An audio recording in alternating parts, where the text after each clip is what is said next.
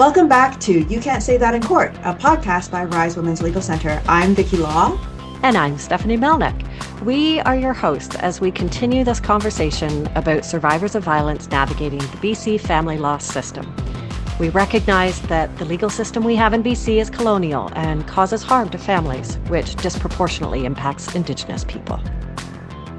By speaking openly about these harms, we hope to raise awareness about the challenges survivors face as they navigate the colonial family law system. Our podcast is an attempt to collectively identify the barriers and advocate for positive changes to be made. Thank you for joining.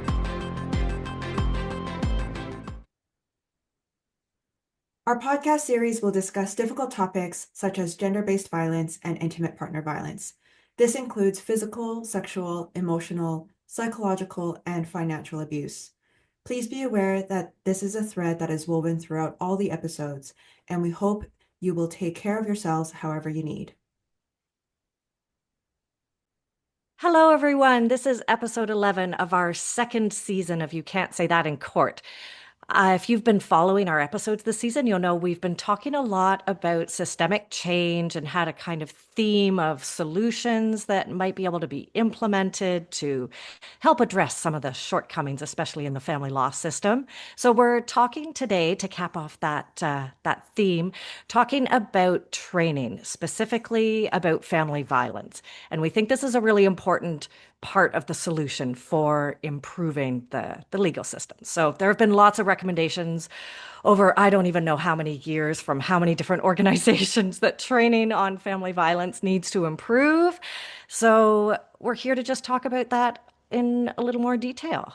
Uh, Yeah. And I don't, that training needs to be improved. And I think also that training needs to be required. There's a number of roles in the legal system where training on family violence is not required. So speaking from my experience as a lawyer, there is no required training through law schools about family violence.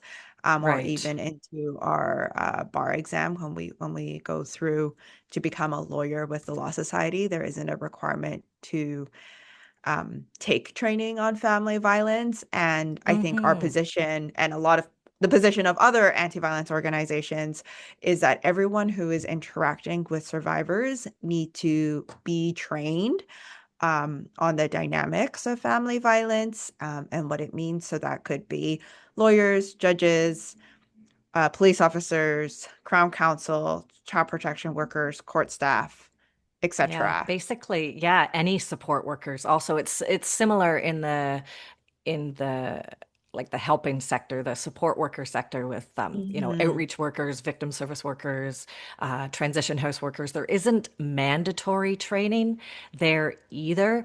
I think there tends to be a little more interest, perhaps, in training on the Mm. nuances of family violence, just because of the nature of that social sector.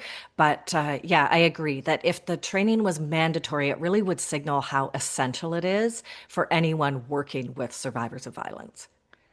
Yeah, and this is not a criticism on any one individual person. I think, and Stephanie and I will be talking about our experiences with this type of training as well, but it's kind of unlearning what we've learned as people in society about gender-based violence. Um, and and the criticism is on the system. Right. The criticism is that we acknowledge that there are myths and stereotypes being held, and these uh, wrong beliefs are held at a very young age. Yeah. So, for example, I grew up with a lot of elders in my family telling me, don't walk home late at night by yourself. Don't go through the park. Don't, Right. watch out Right. for your drinks when you're at Yes, parties, that exactly. kind of thing, right? Yeah. And it's the emphasis on the usually women, the survivor, on looking after themselves and being sure not to quote unquote ask for it.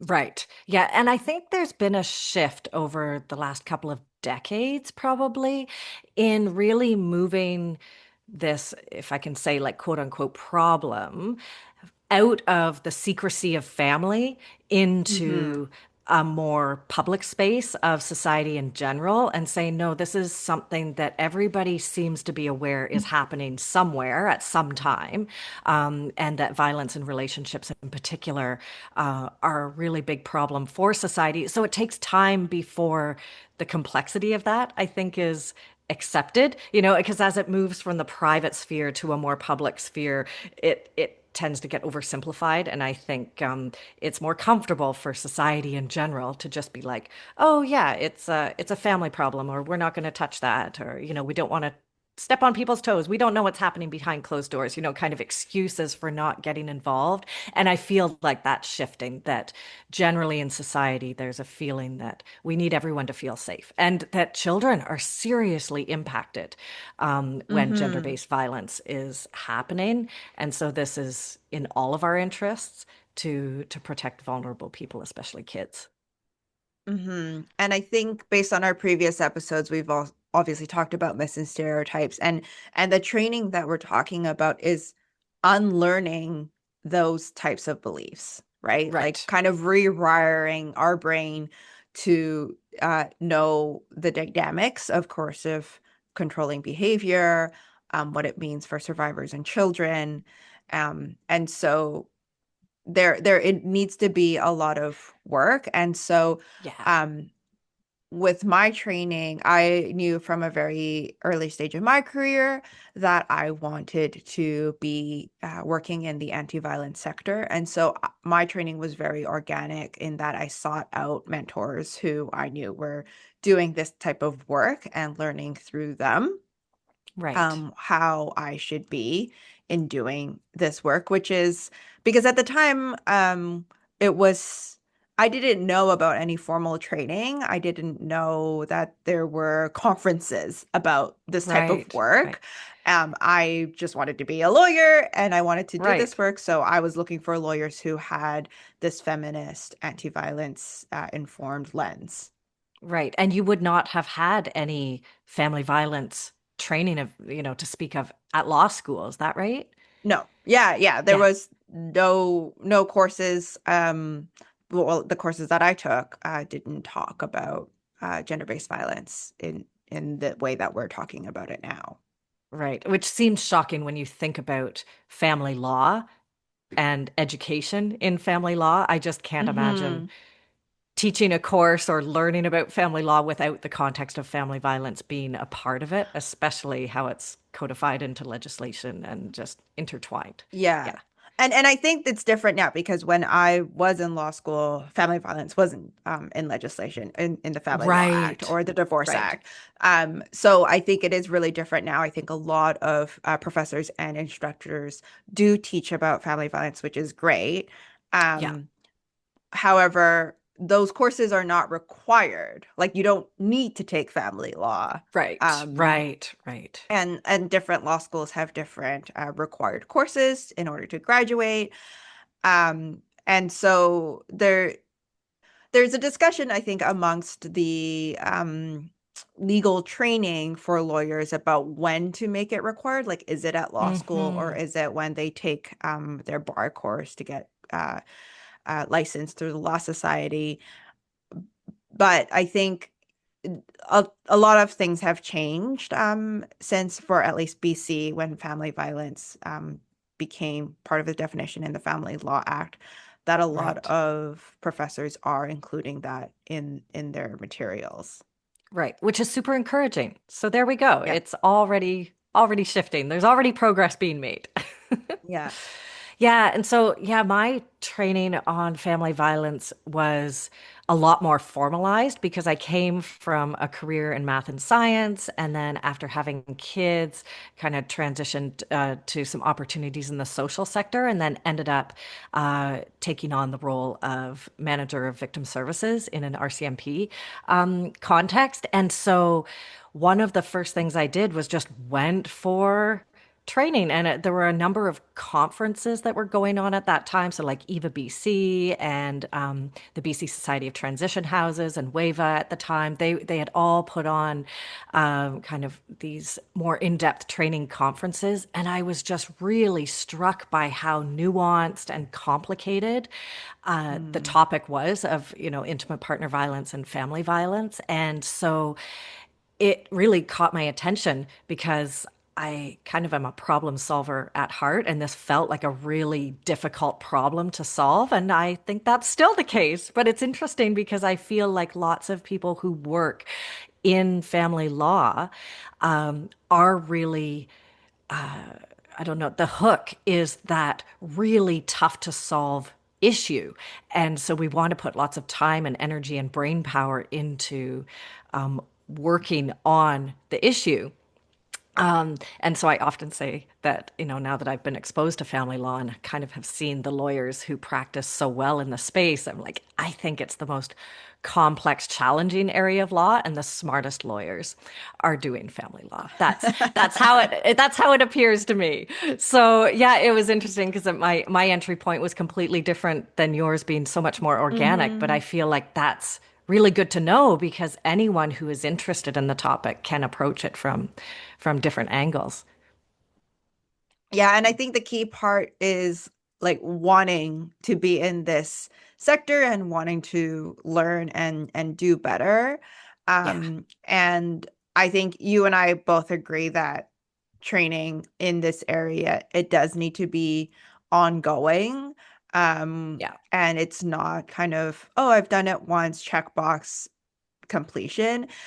right, And one of the reasons for that is I think perpetrators of abuse constantly find new ways to exert coercive control and to continue to right, harm survivors. As society changes, as technology advances, I I mean, I shouldn't be surprised, but I am surprised at the new ways that I hear survivors being harmed.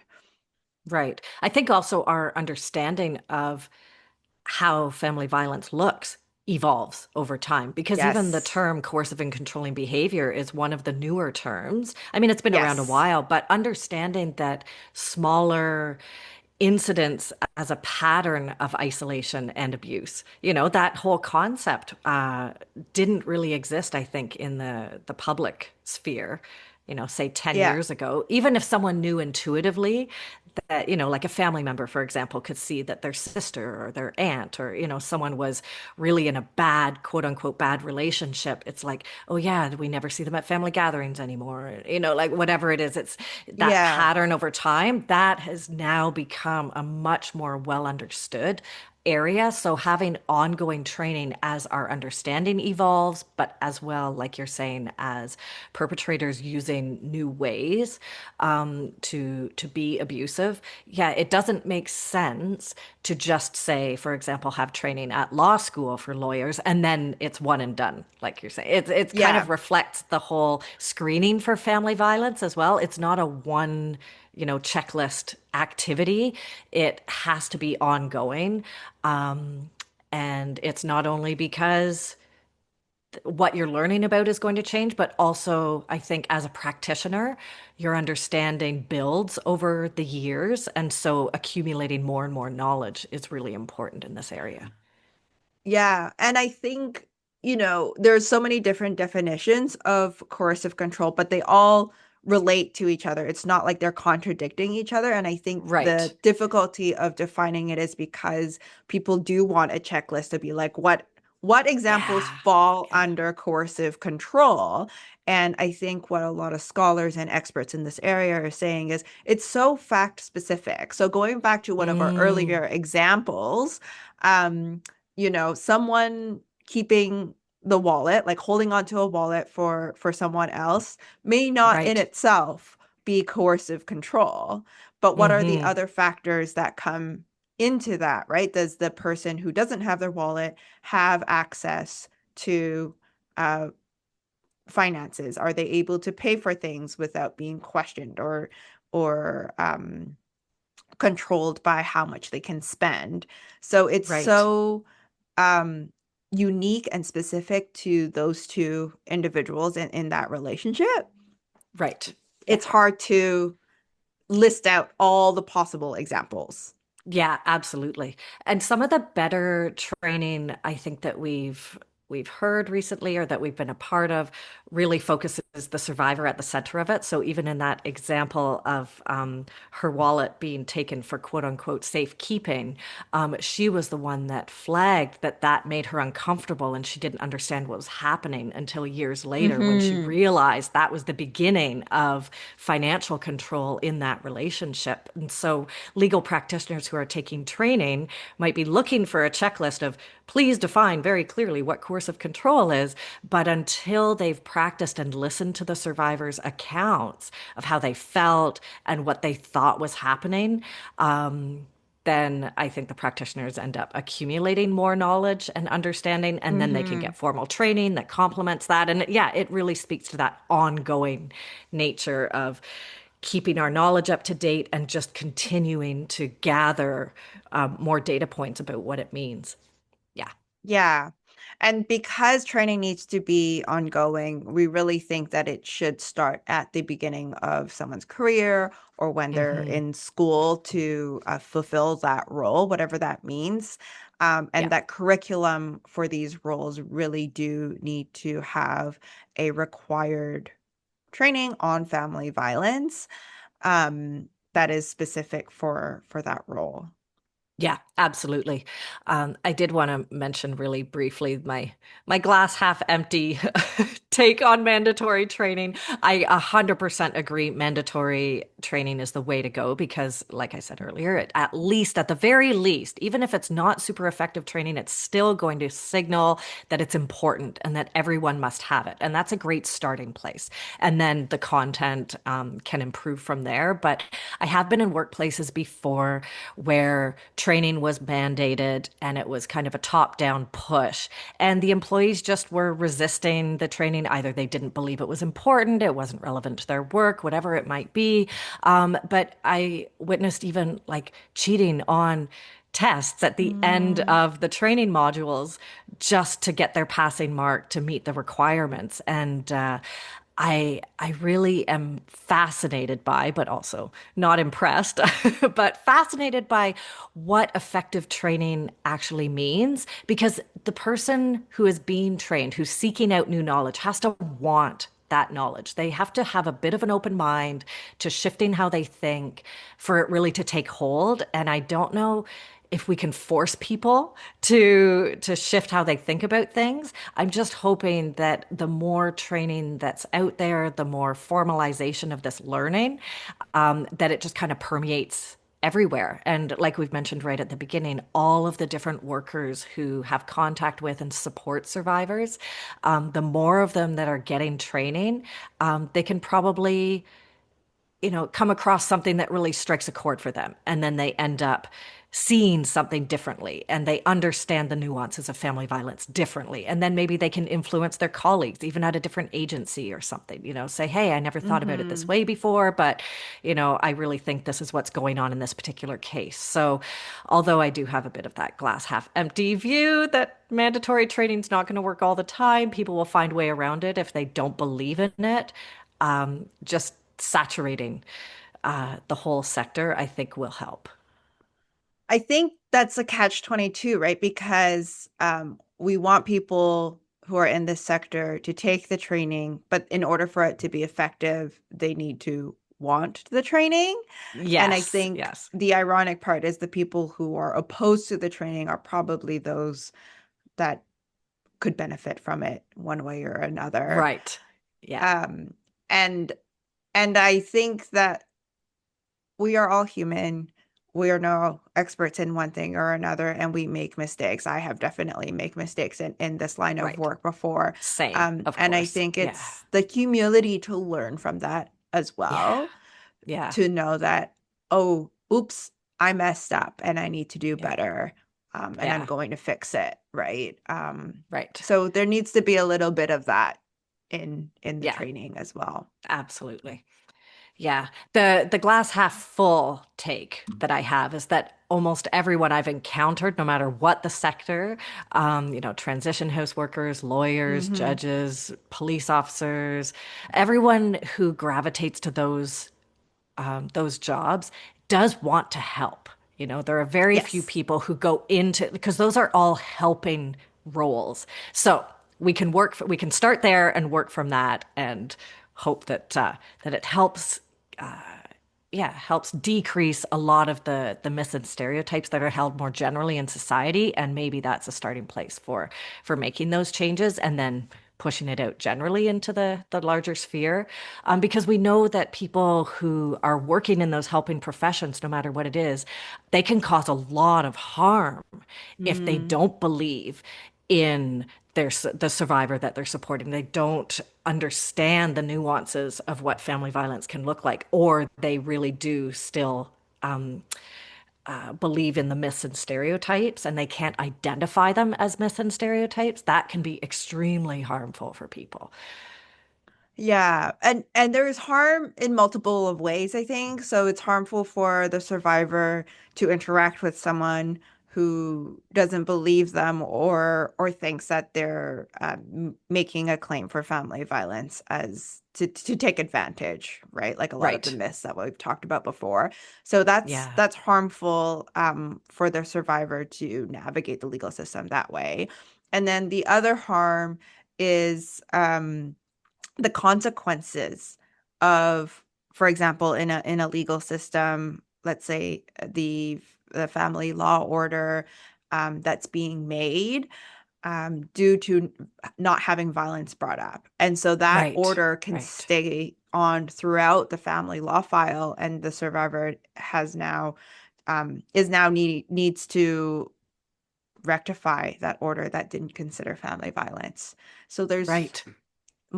multiple ways of causing harm, which Yeah, is absolutely. obviously what we're trying to avoid when we want to help Hmm. people.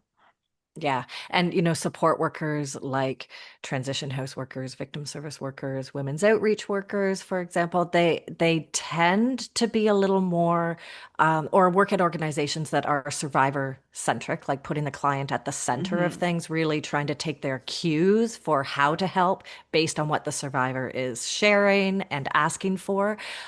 But if any of us in the social sector are holding these views of how a survivor is supposed to act, that they should be reacting in a certain way to something, Hmm. then it also causes harm because that expectation is not going to be met. The survivor is acting in the way that's unique to them in response to the pressure and the harm that they're facing. So, yeah, there are lots of places and lots of ways that more harm could be caused without an understanding of how complicated reactions are to violence.